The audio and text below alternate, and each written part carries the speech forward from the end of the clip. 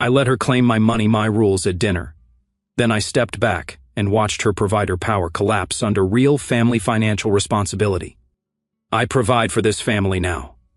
My money, my rules, she declared, setting down her fork with the confidence of someone who just solved world hunger. I looked around the table. Her mother nodded approvingly. Her father shifted uncomfortably in his seat.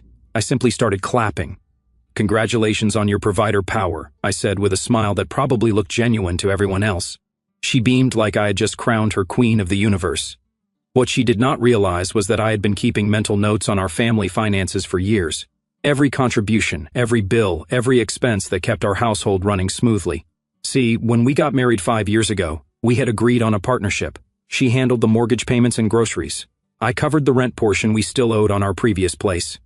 Child care for our twin daughters, the monthly support we sent to her parents, our vacation fund, utilities, and about a dozen other expenses that somehow never made it into her provider calculations.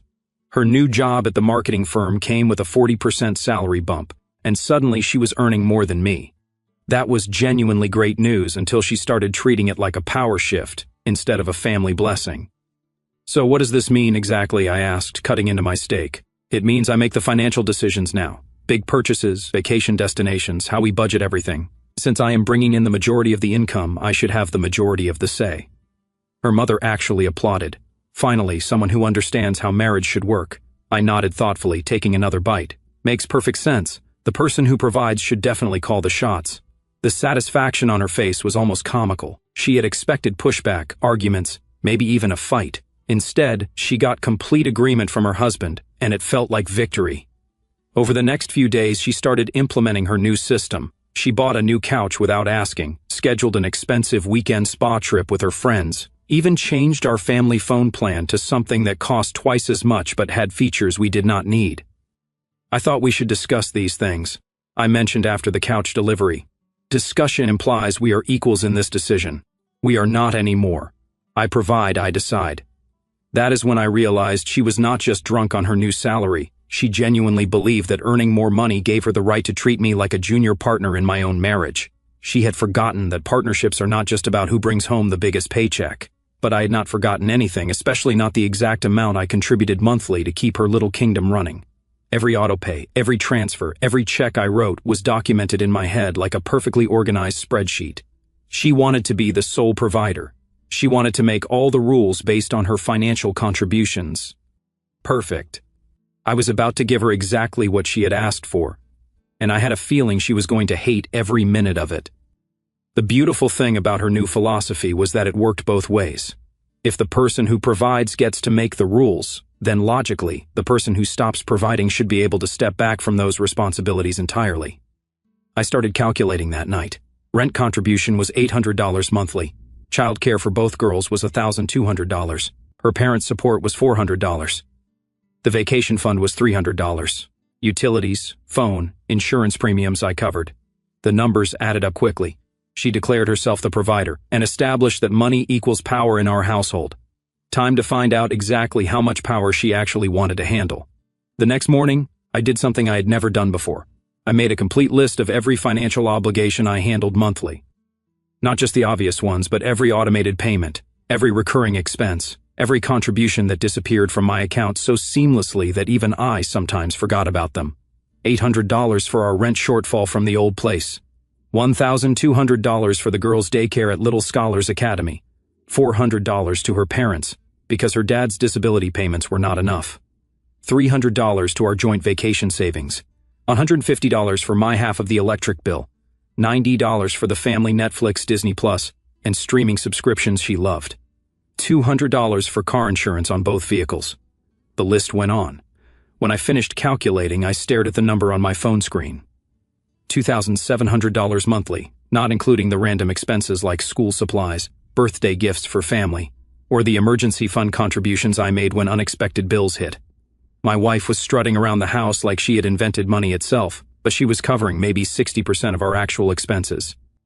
Her big provider salary was paying the mortgage, groceries, and her personal shopping sprees. Everything else, that was my department, apparently invisible to her new financial worldview. "I am thinking we should redo the kitchen," she announced Tuesday morning, scrolling through Pinterest while drinking coffee. I had bought something modern, open concept. How much are we talking? We are talking about $15,000, maybe $20,000 if we do it right. I nodded like this made perfect sense. Sounds expensive. I can afford it. That is the whole point of making provider money. She spent the week acting like she had been promoted to chief executive officer of our family, made dinner reservations at restaurants without asking if I was free, bought the girls' new bedroom furniture and had it delivered on a day I had planned to take them to the park, even signed us up for a more expensive gym membership because the current one was not upscale enough for her new status. Every decision came with the same justification. I provide for this family. This is what providers do. I watched it all happen with the patience of someone who knew exactly where this was heading. She was so focused on flexing her new financial muscles that she had completely forgotten mine existed. Thursday evening, she came home with shopping bags from Target, Nordstrom, and some boutique I had never heard of. New work wardrobe, she explained, spreading clothes across our bed. Appearances matter when you are in a provider role. Definitely, I agreed. Image is everything. Friday night, she suggested we hire a cleaning service. I am too busy with my new responsibilities to keep up with housework. Providers should not be scrubbing toilets. Makes total sense.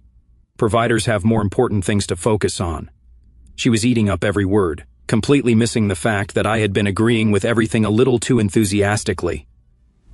Her mother called that weekend, and I listened to her brag about how supportive her husband was being about her new role in the family.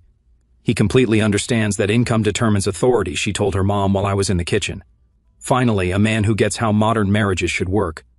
Sunday afternoon, while she was at her expensive spa day, I sat down with my laptop and opened my banking application.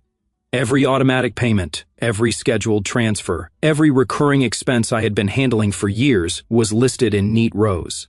I started with the smallest ones first, the streaming services, the magazine subscriptions, the premium grocery delivery service she loved but never paid for.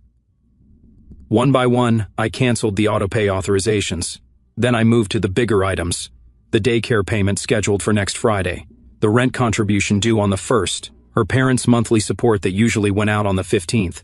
I did not cancel anything permanently, just removed the automatic payments and transferred the money to a separate account I had opened that morning. Every dollar she decided she did not need my help with was going to stop flowing automatically into our joint responsibilities. She wanted to be the sole provider. She wanted to make unilateral decisions based on financial power. Perfect time to find out exactly how much providing she was actually prepared to handle. By the time she got home from her spa day, glowing and relaxed, I had everything mapped out. She would get to experience her new provider role in full, starting with next week's bills. No arguments, no discussions, no drama. Just pure logical consistency with the rules she had established herself. The first test came exactly 1 week later. Tuesday morning, she was rushing around getting ready for work when her phone buzzed with a text from our old landlord. "That is weird," she muttered, reading the message. He says, "We are short $800 on this month's payment for the old place." I looked up from my coffee, genuinely curious about how she would handle this. That is weird. "Did you forget to transfer the money?" "No, I did not forget anything, I just did not transfer it." She stopped applying mascara and turned to face me. "What do you mean you did not transfer it?" "Exactly what I said. I did not make the payment this month." "Why not?" I set down my mug and gave her the same patient smile I had been wearing all week. "Because you are the provider now. You make the financial decisions. You handle the family expenses, remember?" Her mouth opened slightly, then closed. "That is not what I meant." "What did you mean exactly?" "I meant the big decisions, vacations, furniture, major purchases." "So, you want to be the provider for fun expenses, but not the boring ones?" She started to answer, then stopped. Even she could hear how that would sound. "Look, we agreed on certain arrangements. You pay for some things, I pay for others. Actually, you establish new arrangements. You said your money, your rules, you said being the provider means making financial decisions. I am just following your logic. This is ridiculous. Just make the payment. To which account? My personal money. Because according to you, that is not family money anymore. That is just my money and I get to decide how to spend it." The silence stretched between us while she processed this. Her provider confidence was meeting reality for the first time, and reality was not being very cooperative. "Fine," she said finally. "I will handle it this month, but we need to discuss this tonight. Absolutely, providers should definitely discuss their financial decisions." She grabbed her purse and headed for the door, muttering something about communication that I pretended not to hear. Thursday morning brought another text from the landlord, this one less friendly. She showed me her phone with the kind of panic that suggested she had never actually dealt with angry creditors before. He says if we do not pay by Friday, he is charging a late fee and reporting it to the credit agencies. That sounds serious. What is your plan? My plan? It is our credit score, is it? Because according to you, financial decisions are made by the provider. So, it is the provider's credit score, the provider's responsibility, and the provider's problem to solve. She transferred the $800 that afternoon, but I could tell the lesson was just starting to sink in. She had wanted the authority without the accountability, the power without the responsibility.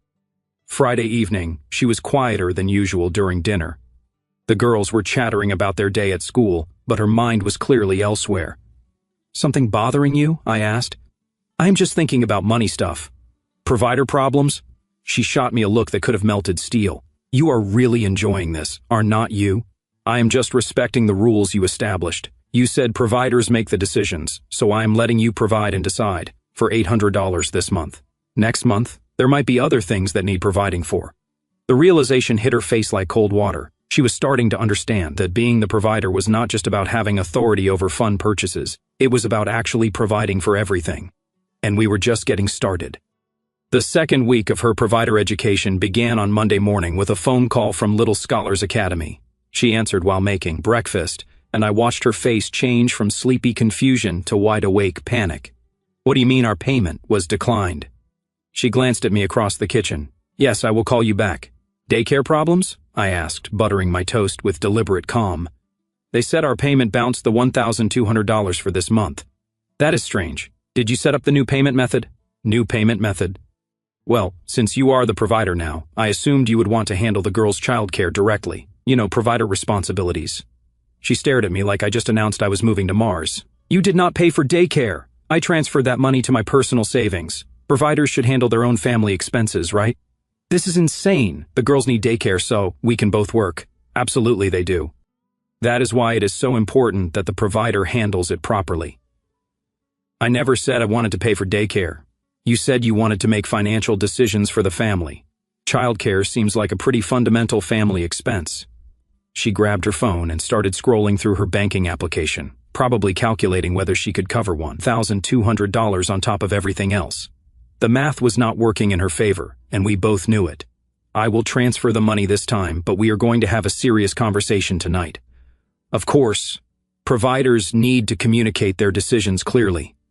That afternoon, while she was dealing with daycare payments and late fees, her mother called me directly. What is this I hear about you not contributing to household expenses anymore? I am contributing exactly as much as the provider wants me to contribute. Do not play games with me. She is upset about having to cover bills you used to handle. She established that the person who earns more should make the financial decisions. I am respecting her authority. That is not what she meant, and I know it. Then maybe she should clarify what she did mean. Communication is important in provider relationships. Her mother hung up on me, which I took as a good sign that the message was getting through. Wednesday brought the next test. Her father called during dinner, and I could hear his voice through the phone even from across the table. The support payment did not come through this month.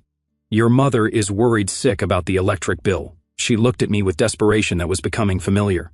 Can we talk about this later, Dad? I will call you back. After she hung up, the silence stretched until our daughters asked if they could watch television in the living room.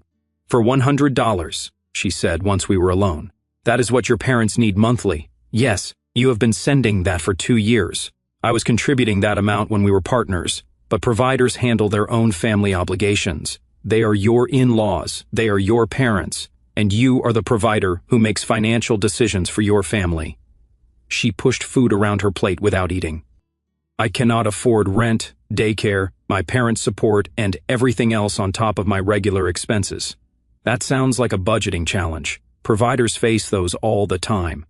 Stop calling me the provider like it is some kind of joke. You announced it at Sunday dinner in front of your parents.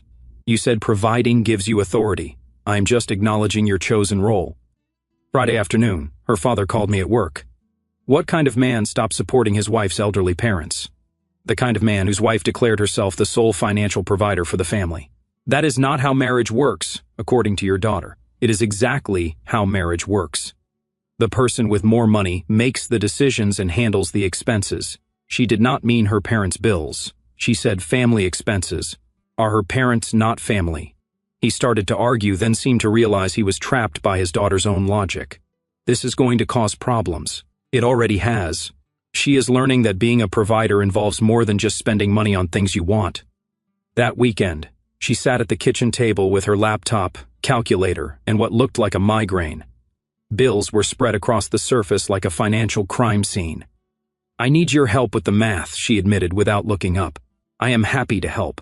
What are you calculating? How much it actually costs to run this household every month? That is smart provider planning. She glared at me but continued. Mortgage is $2,200. Groceries are about $600. Insurance, utilities, my car payment, credit cards, that is already $4,100. Sounds right so far. Add daycare, rent on the old place, my parents, vacation fund, and all the small stuff you were covering. She stared at the calculator display. $6,800 monthly. Wow, being a provider is expensive. I bring home $5,200 after taxes. That seems like a provider math problem. She closed the laptop and looked at me directly. For the first time in days, I cannot afford to be the sole provider. But you said the person who earns more should have the authority. I still think that is fair for major decisions. Define major. Vacations, big purchases, home improvements. What about daycare? That is $15,000 annually. That is different. How? She could not answer that without admitting she wanted authority over fun expenses but not responsibility for necessary ones. Her provider fantasy was crashing into provider reality, and reality was winning. Sunday evening, her mother called again. This time she put it on speaker. Your father and I have been talking. Maybe you two should see a counselor about these money issues. My wife looked at me, hopefully like counseling might reset everything back to the way it was before her promotion went to her head. I think that is a great idea, I said. The provider should definitely get professional help managing all these new financial responsibilities. By the third week, desperation had replaced her provider confidence entirely. She started each morning checking our bank balances like someone expecting bad news, which she usually found. Tuesday morning brought a call from her parents' electric company. Past due notice. Final warning before disconnection. You have to help me, she said, holding the phone with shaking hands. They are going to shut off my parents' power. That sounds like a provider emergency. Stop. Just stop with the provider thing. I need $400 today or my dad's medical equipment will not work. That is serious. What is your plan? I do not have $400 extra. I'm already overdrawn on 2 accounts trying to keep up with everything. She looked genuinely scared, which was a first. The woman who declared financial authority 3 weeks ago was now begging for help with basic bills. Maybe you could cut back on some expenses, I suggested. That new gym membership, the premium car wash service, the organic meal delivery, those are barely $200 total. The kitchen renovation you started planning. I canceled that last week. The spa days canceled those too. She had quietly been dismantling her provider lifestyle piece by piece, but it was not enough to cover the real expenses she had inherited with her new role. I'm going to be completely honest with you, she said, sitting down across from me. I screwed up. I had no idea how much you were actually contributing to this family. $2,700 monthly, not counting emergencies and extras. I know. I added it up multiple times, so what are you asking me? I am asking if we can go back to the way things were before. Before what? Before I said that stupid thing about providers making rules. You mean back when we were partners? Yes, exactly that. I let the silence build while she waited for my answer. She needed to understand that partnerships do not survive ultimatums and power plays. Partners do not declare themselves sole providers, I said finally. I know partners do not establish authority based on paycheck size. I know that too. Partners do not dismiss each other's contributions as irrelevant. You are right. I was completely wrong. She meant it this time. The arrogance was gone, replaced by genuine remorse and a healthy dose of financial panic. Wednesday evening, she came home with a printout of our complete financial picture. Every expense, every contribution, every bill we had been splitting for years. I want to show you something, she said, spreading papers across the dining table. Look at this breakdown. She had color-coded everything. Green for expenses she had been covering, blue for mine, yellow for shared costs we split equally. 63% of our household expenses were your responsibility, she said quietly. I was covering 37% and calling myself the provider. Math does not lie. No, it does not, and I have been lying to myself about how partnerships actually work. Thursday brought another crisis. The vacation fund we had been building for our trip to Disney World was completely empty. She had been pulling money from it to cover the bills I had stopped paying. "The girls are going to be devastated," she said, staring at the zero balance. "We promised them that trip for Christmas. Providers have to make tough choices about family priorities. Please stop punishing me. I get it. I was wrong about everything. This is not punishment. This is education. You wanted to understand what providing actually means. I understand now, do you? Because 3 weeks ago, you thought being a provider meant having authority over spending decisions. Now you are discovering that providers have to make sacrifices, handle stress, and disappoint family members when money runs out." She nodded, looking completely defeated. Friday afternoon, her mother showed up at our house unannounced. She walked into the kitchen where we were both sitting with our laptops trying to reorganize our budget. "This has gone far enough," she announced. "Your father and I raised you better than to let pride destroy your marriage. Mom, please do not. Do not what? Do not point out that you created this mess with your big provider speech. Do not mention that you have been calling me crying every night because you cannot afford to take care of your own parents." My wife's face went red. Her mother's tough love was hitting every target. You got a promotion and decided that made you the boss of your husband. Now you are learning that being the boss means actually handling the responsibilities, not just collecting the privileges. I already admitted I was wrong. Admitting you were wrong to me does not fix anything. You need to admit you were wrong to your husband and mean it enough to never pull this provider nonsense again. Her mother turned to me. "And you. You have made your point." She understands now that partnerships cannot survive financial power plays. Do you think she really understands? Look at her. She has been surviving on coffee and stress for 2 weeks trying to cover bills she never knew existed. She understands. That evening after her mother left, we sat in the living room while the girls played upstairs. "I need to say something and I need you to really hear me," she began. "I am listening. When I got that promotion, it felt like validation for all the years I had worked so hard. But instead of being grateful that we could improve our family situation together, I turned it into some kind of competition between us. That is what it felt like. I dismissed everything you contribute to this family. I acted like your money was less important because there was less of it. I tried to turn our partnership into a hierarchy with me at the top. You did. And when you showed me what that actually meant, I could not handle it. I wanted the authority without the responsibility. I wanted to be the provider for fun decisions, but not for boring bills.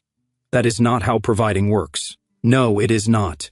Real providing means sacrificing your wants for your family's needs. It means staying up late worried about bills.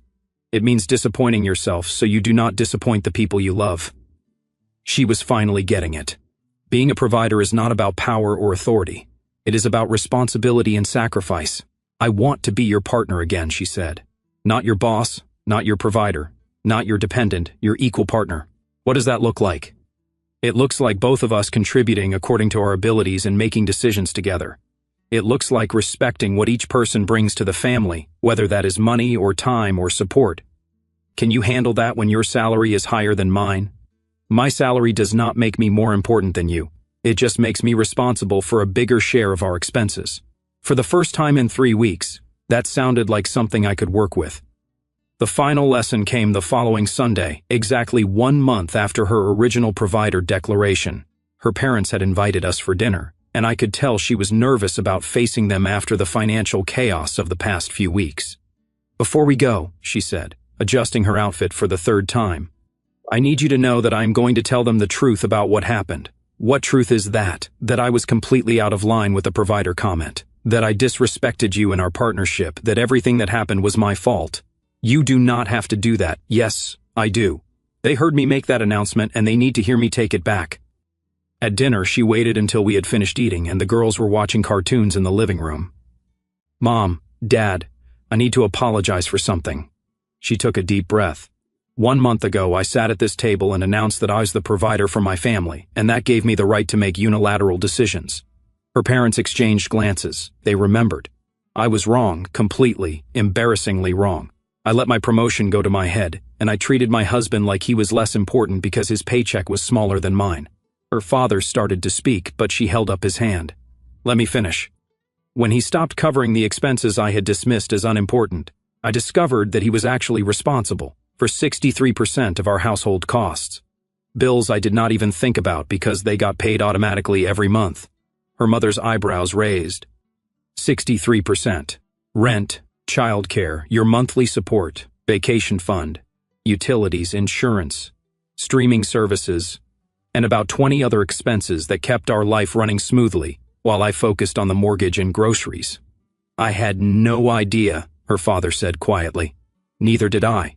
I thought being the provider meant having authority over the fun purchases, but I learned that real providers sacrifice for their families. They lose sleep over bills. They give up things they want so their family can have things they need. She turned to look at me. My husband taught me that lesson by letting me experience what I claimed I wanted, complete financial responsibility for our family. And, her mother prompted, I could not handle it. Within 3 weeks, I was overdrawn on multiple accounts, crying every night and begging him to go back to our partnership model. The silence around the table was heavy, but not uncomfortable. They were processing what she had said. A real partnership is not about who earns more, she continued. It is about both people contributing according to their abilities and making decisions together. I forgot that, and it almost cost me my marriage. Her father cleared his throat. So, where do you stand now? I answered, this time, we are rebuilding our partnership on a foundation of mutual respect.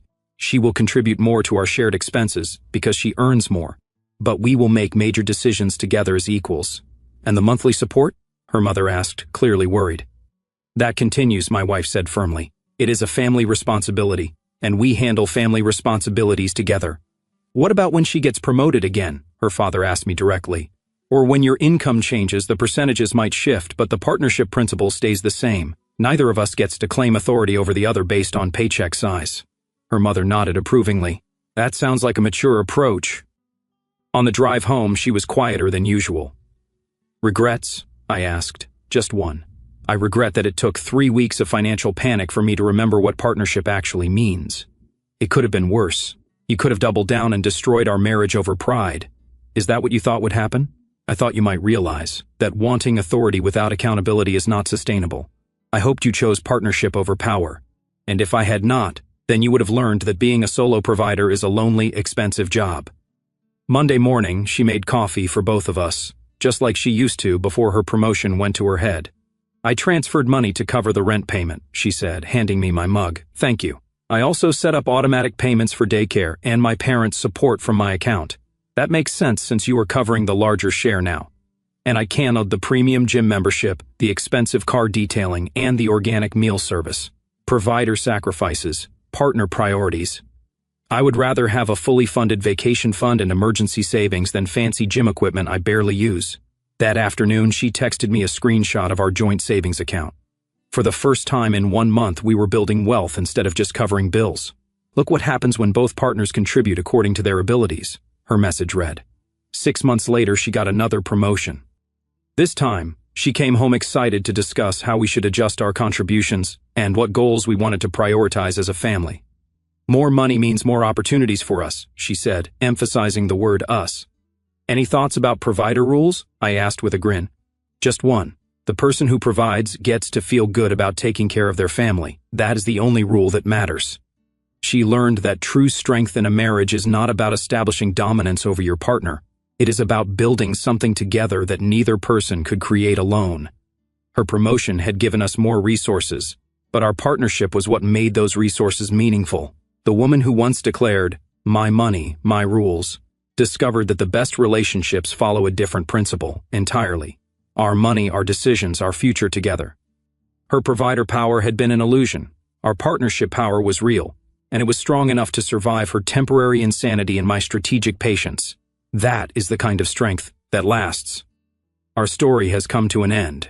If you have made it this far, how about subscribing to our channel? It helps us immensely. I have selected 2 other videos for you that I'm sure you will enjoy. Feel free to click on them. I will be waiting for you in the next story. See you soon.